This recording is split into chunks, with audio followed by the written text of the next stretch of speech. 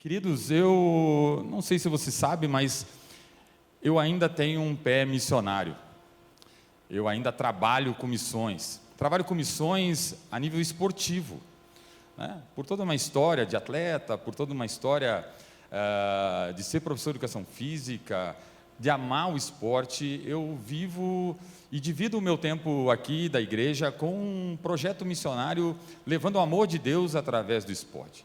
E nesses últimos dias eu estava em viagem aqui no estado do Paraná, nós estávamos em Foz do Iguaçu, com treinadores de fora do país, fazendo clínicas de basquete, testemunhando do amor de Deus. E numa conversa com um desses missionários, ele me compartilhou uma coisa que me fez pensar. Ele compartilhou comigo que há muito tempo atrás, ele estava vindo para o Brasil, estava saindo do Peru e estava vindo para o Brasil. E era uma época que estava tendo um evento, uma Copa América, um campeonato de futebol entre as seleções da América.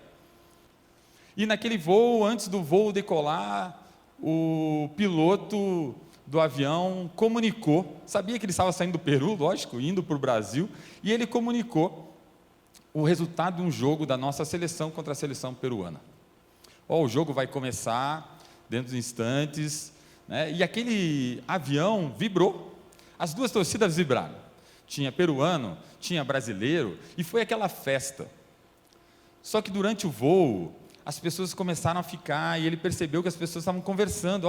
Naquela época não tinha tanta internet assim, não tinha sinal no celular, começaram a questionar: como é que está o jogo, o avião aterriza, eles começam a pergunta para as aeromoças: e aí, como é que foi o jogo? Sabe aquele momento que você levanta do avião e fica esperando a porta abrir? Aquele comentário começou a vir lá da frente para trás: e o jogo? A aeromoça pega um daqueles interfonezinhos e fala com o piloto: você consegue descobrir quanto foi o jogo? E o piloto anuncia o resultado do jogo no alto-falante para todo o avião. E aquele missionário, naquele momento, ele percebeu como é a paixão, às vezes o fanatismo do brasileiro relacionado a um esporte chamado futebol. Metade do avião vibrou, pulou, o cara até falou assim com quem estava do lado dele: ainda bem que nós estamos no solo, porque eu não sei se o avião não tombava, se todo mundo soubesse do resultado fora, né? Mas isso fez a gente pensar, e nós começamos a conversar sobre isso. E o primeiro questionamento que a gente começou a fazer naquela conversa essa semana foi: será que eu e você, que somos cristãos e gostamos de qualquer coisa, não sei se é um cinema, não sei se é um esporte, nós temos tanta paixão e vontade pelas coisas do Senhor como nós demonstramos para coisas do mundo? Será que nós deixamos de fazer outras coisas? Será que nós saímos correndo do nosso trabalho em dia de jogo da seleção? Fazemos isso? Hoje eu não vou trabalhar, hoje eu vou sair mais cedo, hoje tem churrasco, porque tem jogo do Brasil, e todo mundo sai, todo mundo se reúne. Eu lembro da minha mãe não gostava de futebol, mas ela amava a Copa, porque os filhos iam para casa e se reuniam. Ela não entendia nada, ela não assistia o jogo, mas ela amava todos os filhos juntos, as famílias juntos em casa, ela amava isso. Mas, queridos, será que nós temos essa mesma paixão, esse mesmo amor, esse mesmo desejo, quando nós escutamos um testemunho de alguém que se converte, e nós vibramos e nós se alegramos? Ou quando nós falamos: vamos à casa do Senhor, eu vou para a igreja? Ou será que a gente está vindo para a igreja obrigatório, só para bater cartão? Toda semana é domingo, não, eu tenho que cumprir a minha obrigação e tenho que ir para a igreja.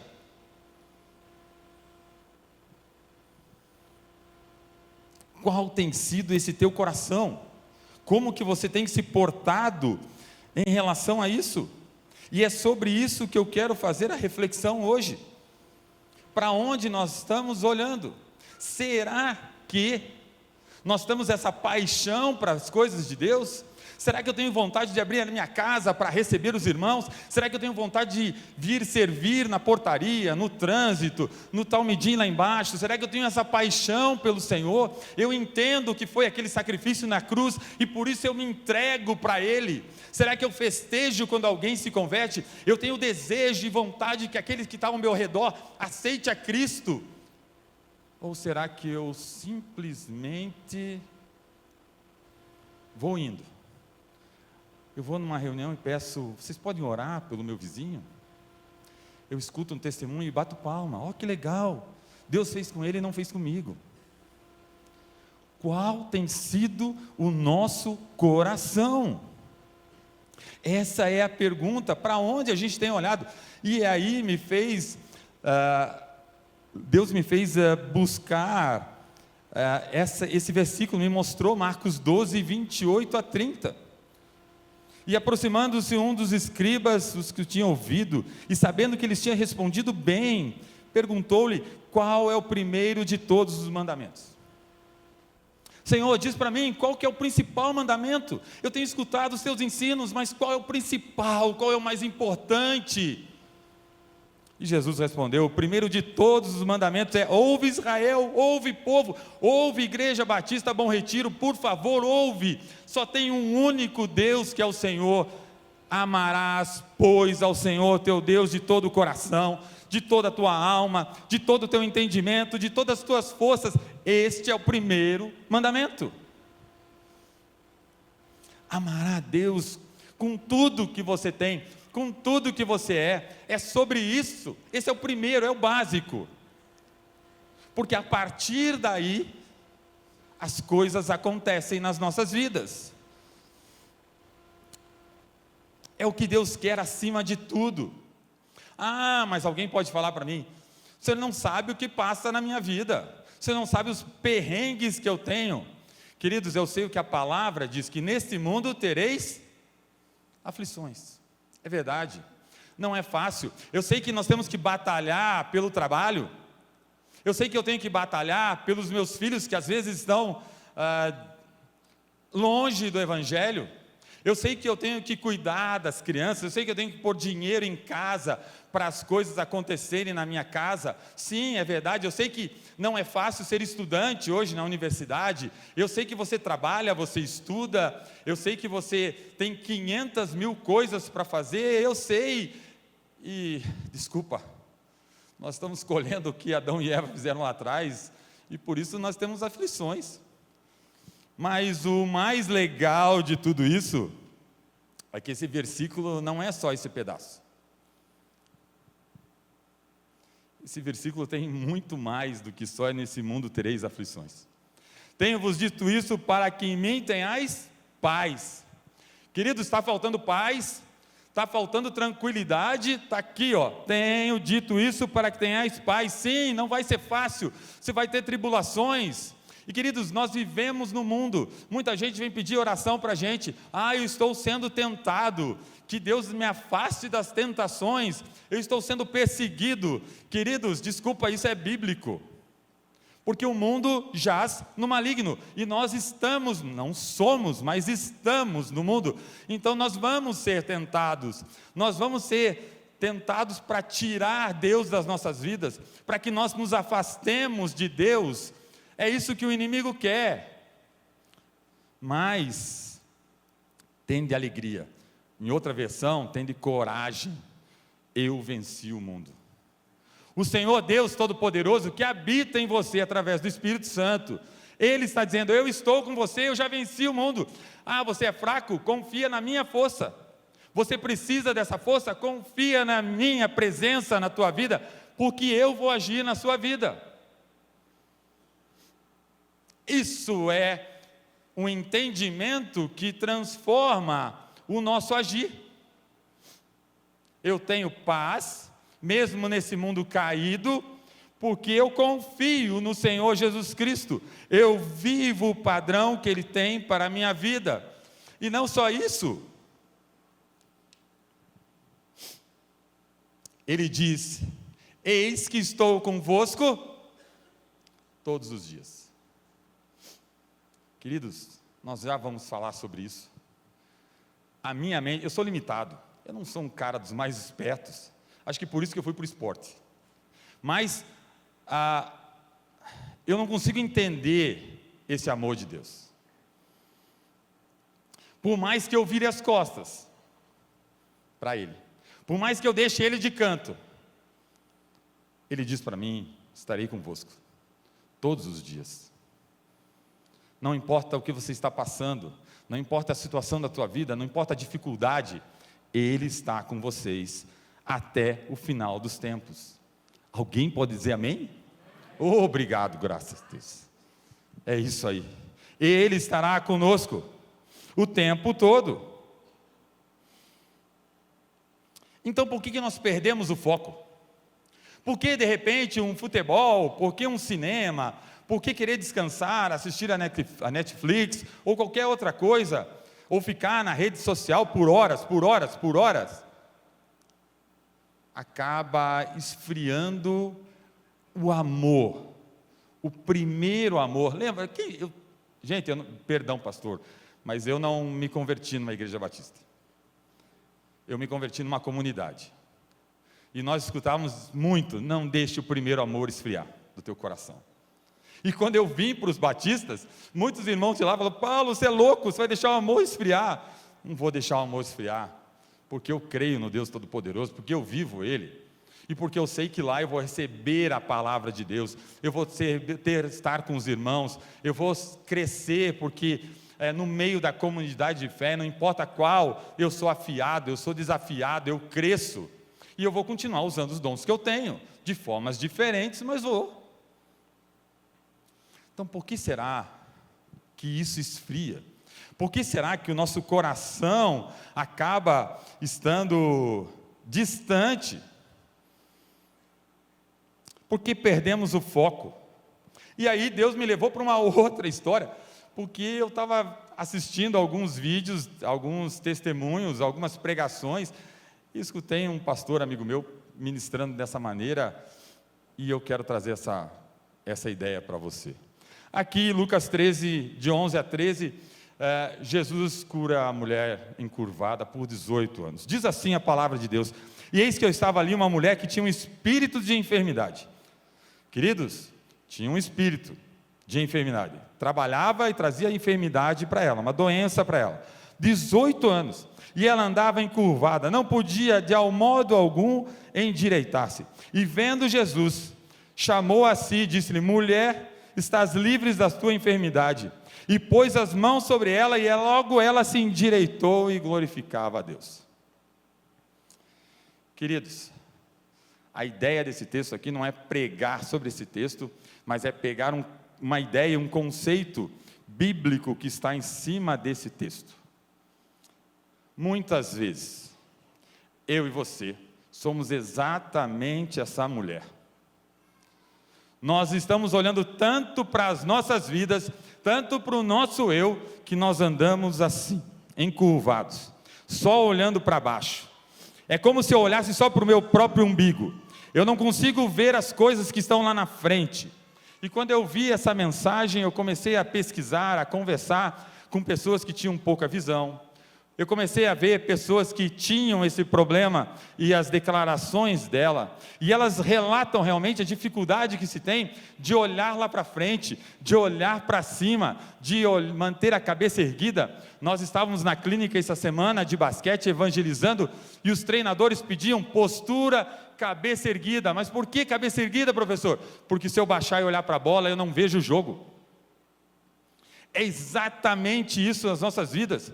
Nós, como cristãos, nós vivemos olhando para baixo, nós olhamos só para este mundo, nós não olhamos para a eternidade, para o que Deus quer construir através das nossas vidas, para as nossas vidas.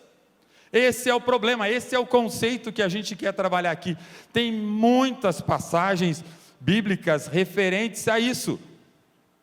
Vamos lá, Paulo, Colossenses 3, 1 e 2, portanto, se já ressuscitaste com Cristo, ou seja, se já é cristão, se já aceitou Jesus, se vai para a igreja, buscai as coisas que são de cima, aonde Cristo está sentado à destra de Deus. Pensai nas coisas de cima, e não só dessa terra. É sobre isso que nós queremos falar hoje, gente. Muitas vezes nós estamos dentro da igreja, nós confessamos o Senhor Jesus Cristo como Senhor e Salvador, mas a estratégia diabólica do diabo, de fazer com que cada dia seja mais corrido, que a gente não tenha tempo para nada, que a gente só pense nas minhas coisas, no meu sucesso, a minha carreira, a minha história. Eu deixo de olhar para cima, eu deixo de olhar para o céu, eu deixo de olhar para as coisas de Deus e olho para as minhas coisas somente. Eu deixo de abençoar vidas, eu deixo de testemunhar, porque ao que vão pensar do Paulo, se eu der o meu testemunho que sou cristão no meu trabalho? O que vão pensar de mim, se eu orar com alguém que está com dor de cabeça no meu trabalho, e se a pessoa não for curada? Se a pessoa não for curada, é com Deus. Você é chamado para orar pela pessoa, você é chamado a testemunhar. Quem convence do pecado, da justiça e do juízo é o Espírito Santo, não sou eu e não é você. Eu sou chamado a testemunhar do amor de Deus, eu não sou chamado a converter ninguém. Só que eu e você, preocupados com quem nós somos, nos calamos. Eu e você preocupados com o que vão achar, eu chamar algum amigo meu para ir para minha casa, para uma reunião de células. Não, eu não posso fazer isso. E daí as nossas células não crescem, as nossas células não chegam convidados, chegam só irmãos já convertidos de igreja. Mas eu não desafio, eu não chamo pessoas, porque vão pensar o que da minha vida? Que eu sou um cristão? Queridos, você pode até não admitir esse tipo de pensamento, mas infelizmente a tua atitude mostra. E é sobre isso que nós estamos falando aqui, sobre levantar as cabeças, olhar para frente, acreditar no Deus Todo-Poderoso, negar-se a si mesmo, tomar a sua cruz e seguir a Cristo. A glória é para Ele, a glória não é para mim.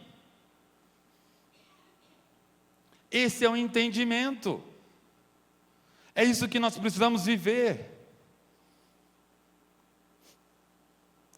Será que nós não estamos assim, como cristãos, olhando para o nosso próprio umbigo, e é por isso que eu não sirvo?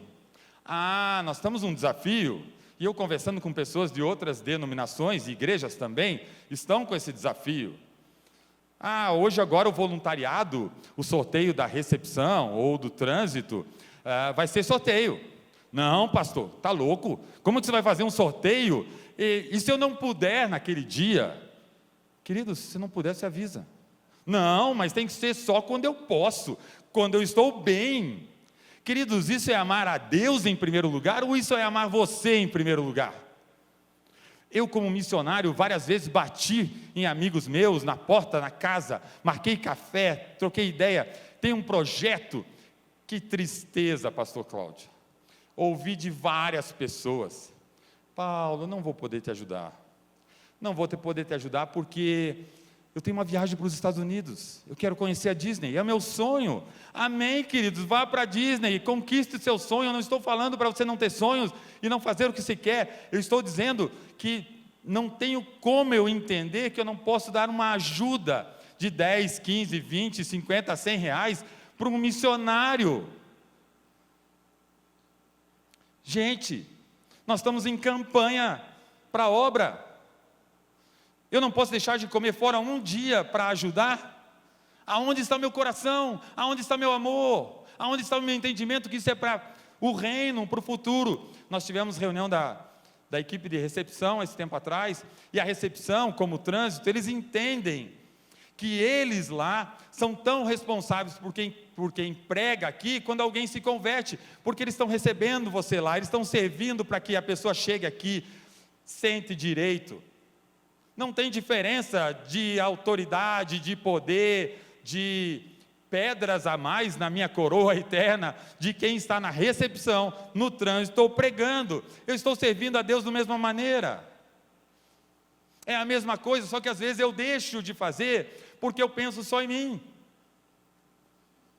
só na minha vontade. Eu não entendo o versículo de Mateus, quando fala assim: ei, se sabem os lírios do campo, sabe as aves do céu, se eu os alimento, imagine você que eu amo. Eu vou fazer muito mais. Só que essa mensagem não está chegando aqui, queridos.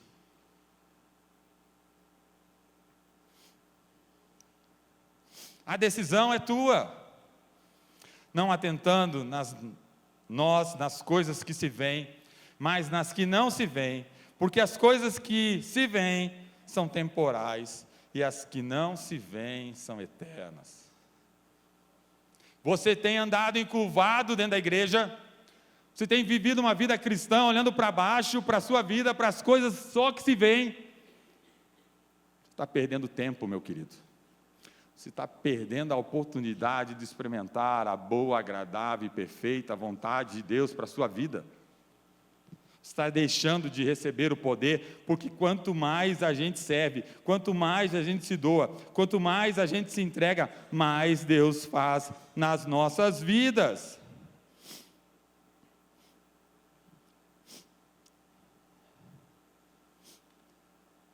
Deixa eu tomar uma água. Quem estava aqui ano passado? Levanta as mãos. Vocês lembram que o Lobo passou muito sobre isso aqui? Quem lembra? O bracelete chama-se The Four, as 4 leis espirituais. Para quem é mais antigo, aquele livrinho amarelo, está resumido aqui, a história da Bíblia está aqui. E é o que o meu ministério, quando eu saio fazer viagem de evangelismo, usa. Eu ando direto no meu pulso aqui. Eu ando com eles o tempo todo. Esse bracelete é muito usado para evangelismo. Deus criou o mundo, viu que tudo era muito bom, mas nós seguimos o nosso jeito, mas Deus amou tanto o mundo que mandou Jesus Cristo, seu único Filho, para morrer por todo aquele que nele crê e não pereça e tenha a vida eterna. Qual é a decisão que você toma para a sua vida? Mas aqui eu quero dar um contexto diferente. Eu quero fazer esse contexto dessas 4 leis espirituais para as nossas vidas como cristãos. Primeiro, o coração. Queridos, Deus criou tudo e viu que tudo era muito bom, perfeito. Queridos, hoje nós estávamos indo para cá, eu estava com a minha esposa, minha filha no carro, eu olhei para cima, vi esse sol maravilhoso, o verde das árvores de Curitiba. Glória a Deus, é lindo, é maravilhoso, é a criação de Deus falando ao meu coração, ministrando a grandeza do nosso Deus. É tudo que Ele fez era bom, inclusive você, porque eu e você fomos criados para uma coisa: comunhão com o Pai, relacionamento com Deus Todo-Poderoso. Era para isso que Ele queria ter relação contigo, é para isso que eu e você somos chamados, porque Jesus Cristo veio ao mundo para religar, reconectar eu e você com o Pai Todo-Poderoso. Por isso que tudo que Deus fez é perfeito, Ele fez para ter relação, Ele quer ter relação contigo, Ele quer conversar, Ele quer ouvir as suas dificuldades, os seus problemas, Ele quer se alegrar com as suas vitórias junto, é isso que Deus quer. Só que aí vem o sinal de divisão. Eu e você damos as costas para Deus, mesmo dentro da igreja. Nós damos as costas porque nós não entendemos o tamanho do amor de entregar um filho a ser morto no lugar de outro, porque nós começamos a achar que bater o cartão na igreja é suficiente. Nós deixamos as coisas de Deus.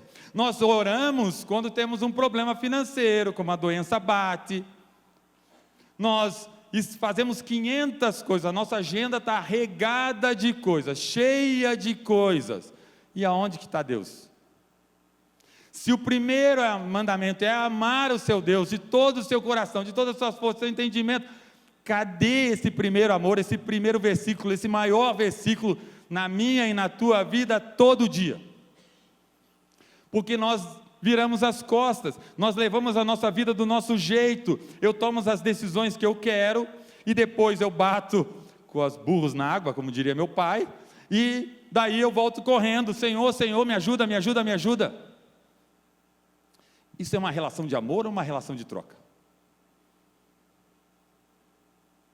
O terceiro é que Jesus te ama tanto, tanto que mesmo você dando as costas para Ele, Ele envia Jesus Cristo, o único filho até então, o primogênito, o amado. Ele vem a esse mundo, ele sofre, ele é humilhado, a ponto de na véspera, na noite da véspera, ele chorar, ele está sentindo angústia pelo que ia vir, porque ele já começava a sentir a minha e a tua dor. Ele conhece a tua dor, ele conhece os teus medos, os teus desafios, ele sentiu na carne, ele levou sobre aquela cruz todos esses sentimentos, porque ele te ama, queridos, e ele ama o Pai. Ele ama tanto o Pai que ele obedece o Pai e vai para a cruz. Ele ainda pede: Senhor, se possível, afasta de mim, mas em primeiro lugar a tua vontade. Primeiro lugar a tua vontade. Queridos, abrir o coração para Deus não é ser hipócrita, porque Ele conhece. Nós passamos por 4 abortos antes do meu filho mais velho lá em casa, e eu lembro muito bem que no quarto, quando eu cheguei, quarto aborto, quando eu cheguei em casa, trazido por um casal de amigos nossos, a Luciane foi para o quarto com a esposa, e eu fiquei na cozinha com aquele homem, e eu briguei com Deus. Eu olhei nos olhos daquele homem, e eu briguei com Deus. Eu falei: não aguento, não sei porquê, não entendo, qual é a razão disso agora, eu não entendo.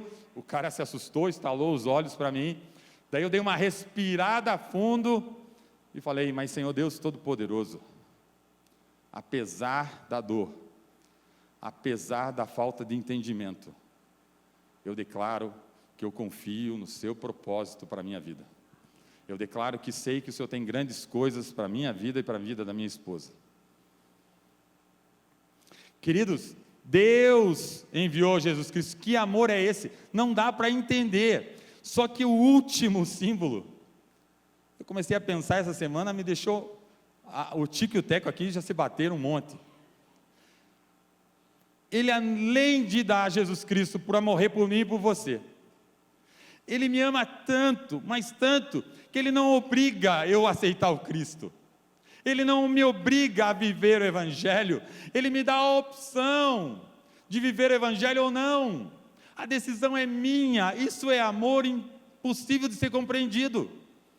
E aí eu comecei a pensar como pai, que muitas vezes tem conhecimento, já viveu algumas coisas, e você como pai vai me entender. Já passou por algumas circunstâncias na vida, e você vê teu filho batendo cabeça, sofrendo, e você até fala para o teu filho: ei, olha o que você está fazendo, e o teu filho não dá às vezes bola, e o teu filho não busca direção tua.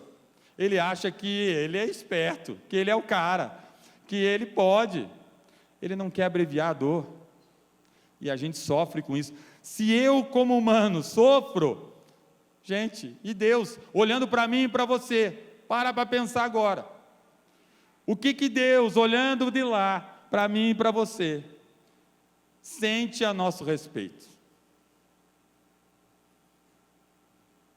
Misericórdia. Ainda bem que existe esse negócio chamado misericórdia. A graça de Deus se renova dia a dia nas nossas vidas, amém? Isso é lindo, queridos, isso é maravilhoso, isso é perfeito. A decisão, aquele ponto de interrogação, a decisão de olhar para o céu, parar de olhar para nós, é maravilhosa, porque a partir do momento que eu olho para Deus, eu acredito nas promessas, eu entendo que tem um propósito para a minha vida. Eu lembro quando eu volto de um acampamento de ministérios esportivos, a minha esposa lavava a louça, eu encostado na porta da cozinha atrás dela, e eu falo: amor, recebi a confirmação do meu chamado, vou para o ministério integral. Ela deu de ombro, de costas assim: há 10 anos que você tem esse chamado? Demorou 10 anos, é por isso que a gente entende o povo de Israel, que passou 40 anos no deserto rodando, e Deus fazia milagre e você questionava Deus, e Deus fazia milagre e você questionava Deus, e Deus fazia milagre e eu fazia bezerro. Gente, às vezes nós somos igual o povo de Israel, demora um pouquinho alguma resposta, eu já estou tentando fazer do meu jeito, olhar para o alto, decidir por Deus, é manifestar os dons de Deus, dons que Deus te deu, não para você, para abençoar outras vidas. Na igreja, no trabalho, qual foi o dom? O que você sabe fazer muito bem? Não é para a tua glória, é para a glória de Deus, é para você abençoar o outro, é para você ajudar, é para você estar ajudando na central, ajudando na multimídia, ajudando na recepção, ajudando como voluntário no trânsito, ajudando no louvor, ajudando a limpar, ajudar não sei o que, mas você recebeu um dom, não para ficar guardado, não para a tua glória, para abençoar vidas, queridos. Decidir por Deus e olhar para o alto, é negar-se, é dedicar tempo a sós com Deus e sua palavra. Tempo para conhecer aquele que me amou primeiro. O que a palavra diz? Muitos morrem porque não me conhecem, não conhecem a vontade de Deus. Gente, por favor, tenha tempo a sós com Deus, busque a Deus. É isso que Ele está querendo. Pensar é negar-se a si mesmo, é se humilhar, pedir perdão, manifestar perdão, mesmo para aqueles que te perseguem, é viver em santidade. Eu não sou perfeito, mas a presença de Deus na minha vida me leva à santidade, é dar testemunho de Deus por onde que eu ando, e quando eu dou mau testemunho, eu confesso e peço perdão e desculpas, é participar do corpo, é vir à igreja, é doar, não é só guardar dinheiro para comprar carro, pode, quer trocar, troque, eu troquei há pouco tempo atrás, troque, mas não deixe de investir no reino de Deus, não deixe de entregar no reino de Deus, não deixe de dedicar ao reino de Deus, faça parte.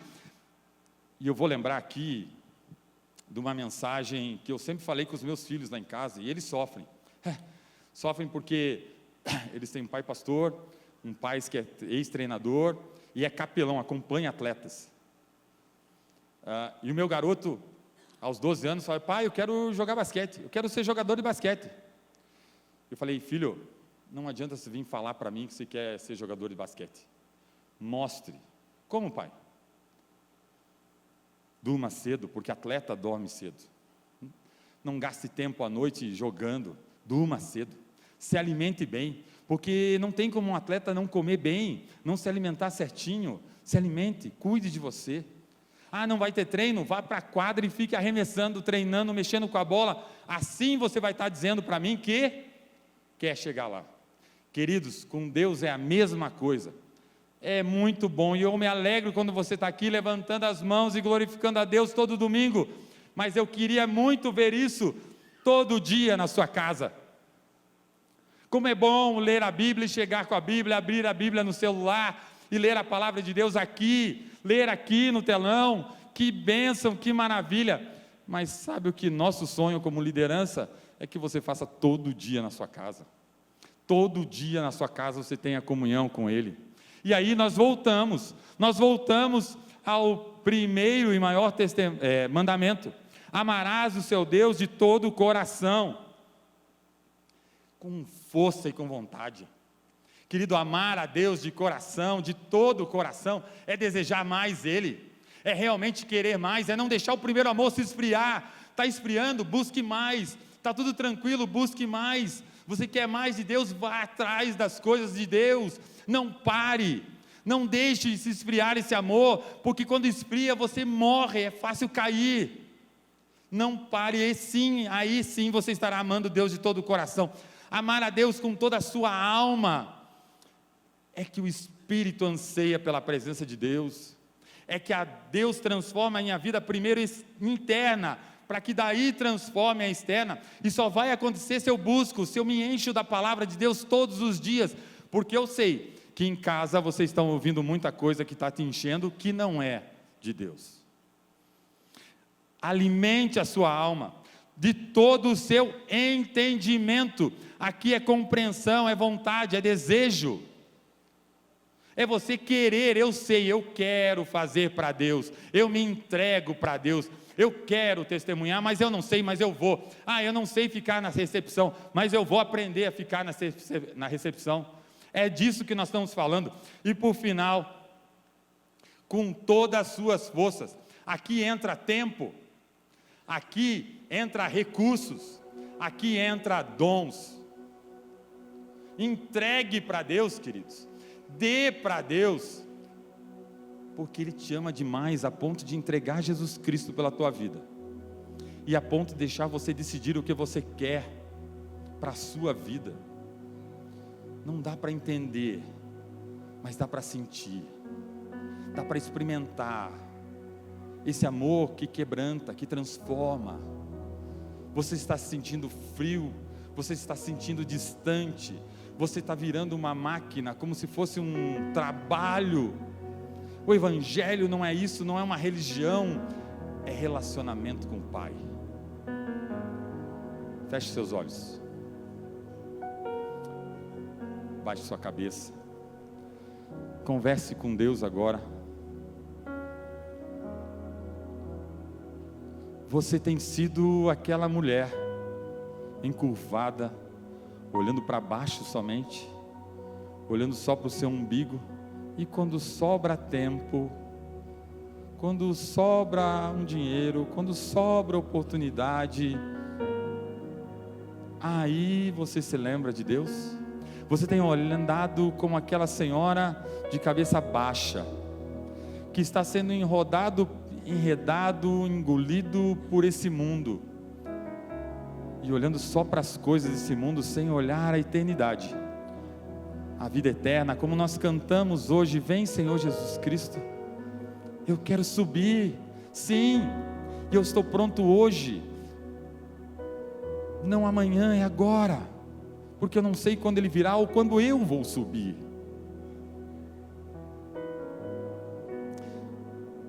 Enquanto você ora, eu quero perguntar se tem alguém aqui que nunca convidou Jesus Cristo a ser Senhor e Salvador da sua vida. Este é o momento. Se você nunca convidou Ele para fazer diferença na sua vida, este é o momento. Ou se você estava afastado, distante dos caminhos de Deus, esse é o momento. Se você está num desses dois casos, eu quero que você levante suas mãos. Se você não conhece o Senhor, ou se você estava distante dEle, levante suas mãos e nós vamos orar por você. Amém, amém. Agora, para você que está vindo na igreja, mas tem visto as coisas realmente se afastarem, se esfriarem, virar uma rotina distante de Deus, e você quer levantar a cabeça, olhar para o céu, sonhar com a eternidade, eu quero desafiar você a se levantar e vir aqui à frente, porque os pastores vão orar por você, a nossa intercessão vai orar por você. Se você quer mudar essa realidade, em nome de Jesus Cristo, não fique sentado, porque não é para mim ou para nenhum pastor que você vai fazer isso, você vai estar dizendo isso para Deus. Eu quero mais do Senhor. Vem aqui que nós vamos orar, vem aqui que nós vamos orar por você. Amém. Louvado seja Deus.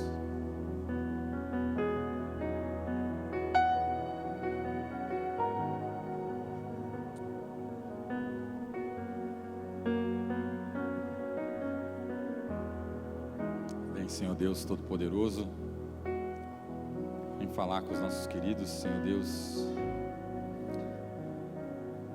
não deixa ninguém, Senhor Deus, em nome de Jesus, ser o mesmo, que ninguém seja satisfeito com a vida que leva hoje, que nós estejamos querendo sempre mais e mais e mais do Senhor, em nome de Jesus, em nome de Jesus. Aleluia, aleluia. Vamos orar, queridos. Você que ficou sentado, levante-se agora, estenda suas mãos aqui para frente. Ore por esses queridos que vieram aqui, abençoe a vida deles. Pai querido, Deus Todo-Poderoso, nós te agradecemos, Pai, nós te louvamos porque a tua palavra jamais volta vazia. porque o Santo Espírito fala com os nossos corações, quebranta, transforma, muda, Pai, em nome de Jesus.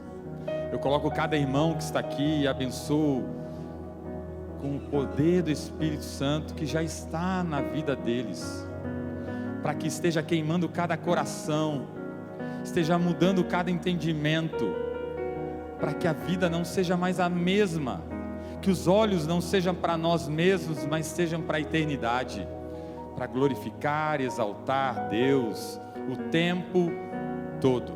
Essa é a nossa oração, no nome santo do Senhor Jesus Cristo. E se esses irmãos que estão aqui, aqueles que nos acompanham online, aqueles que estão nas suas cadeiras aqui, Senhor Deus, ajuda a despertar o fogo do Espírito nos corações, porque avivamento é relacionamento com Deus. Avivamento é relacionamento pessoal com Deus, e nós sonhamos uma igreja avivada, onde o poder de Deus se manifesta de casa em casa, aonde quer que nós estejamos andando, nos trabalhos, nas escolas, aonde o povo de Deus colocar o pé, a presença e o poder do Senhor estará lá, em nome de Jesus. Amém, amém.